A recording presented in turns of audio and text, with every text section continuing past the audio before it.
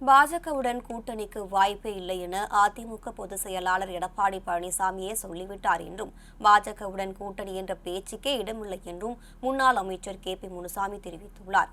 வேலூர் மாவட்டம் குடியாத்தம் பகுதியில் அதிமுக நிர்வாகி இல்ல நிகழ்ச்சியில் கலந்து கொள்ள வந்தபோது பேட்டியளித்த அவர், அதிமுகவின் கள ஆய்வுக் கூட்டத்தை கண்டு திமுக அஞ்சுகிறது என்றும் தெரிவித்துள்ளார். நாங்கள் எந்த சூழ்நிலையிலும் பாரதிய ஜனதா கட்சியோடு கூட்டணி இல்லைன்னு முடிவாக சொல்லியாச்சு. சரியா?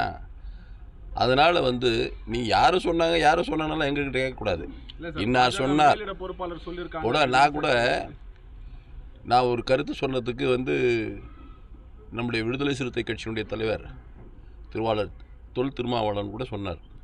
நிர்பந்தம் பாரதிய ஜனதா கட்சி எப்படியாவது அதிமுகவை தனிமைப்படுத்த வேண்டும் முயற்சி செய்கிறது, கூட்டு சேர வேண்டும் முயற்சி செய்கிறது அப்படின்னாரு. நாங்கள் தான் அதோட சேரலையே.